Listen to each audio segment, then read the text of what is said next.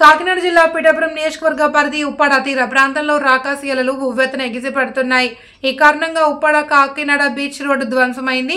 Beach రోడ్లో రాకపోకలు నిలిపివేశారు. ఎగిసిపడుతున్న రాకాసియలలతో కొత్తపట్నం గ్రామంలోకి సముద్రపు నీరు చేరడంతో గ్రామం ముంపునకు గురైంది. విషయం తెలుసుకున్న తెలుగుదేశం పార్టీ రాష్ట్ర అధికార ప్రతినిధి పిఠాపురం మాజీ ఎమ్మెల్యే వర్మ ఉప్పాడ తీర ప్రాంతంలో పర్యటించారు. వర్మ పరిశీలిస్తున్న సమయంలో రాకాసియలలు ఉవ్వెత్తున ఎగిసిపడ్డాయి. ఆ సమయంలో వర్మ ప్రమాదం నుండి తప్పించుకున్నారు. కొత్తపట్టణంలో పర్యటించిన వర్మ మత్స్యకారులతో మాట్లాడి ధైర్యం చెప్పారు.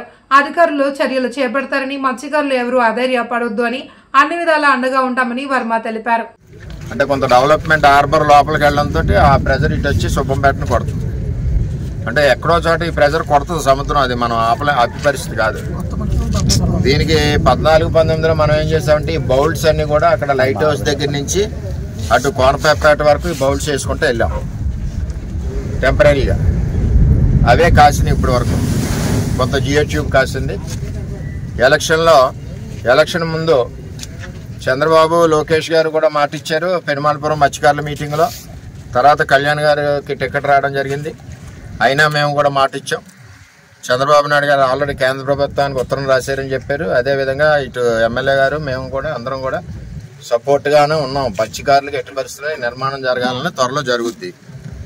ఏదైతే మీరు కూడా ఉండి ఇబ్బందులు పడేకంట కొమరగిరి లేఅవుట్ అప్పుడు చంద్రబాబు నాయుడు గారు ఉన్నప్పుడు కేంద్ర ప్రభుత్వానికి SEZలోంచి 100 ఎకరాలు రిలీజ్ చేయమని ఉత్తరం రాశారు. ఆ ప్రాసెస్లో ఉండగా ప్రభుత్వం పోయింది. ఇవన్నీ వాస్తవాలు.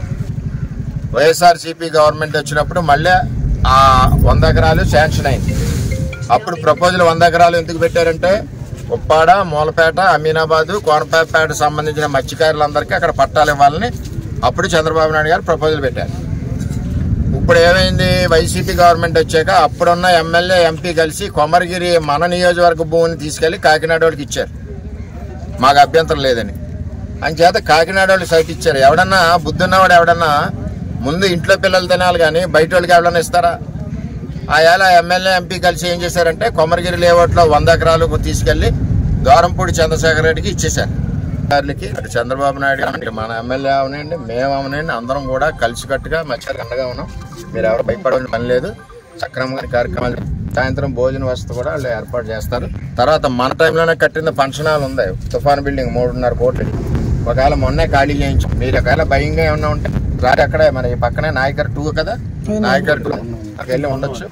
ఏది ఏమైనా మీ గురించి చర్యలు సాయంత్రం 4 కలెక్టర్ గారు వచ్చి తీసుకుంటారని మత్స్యకారు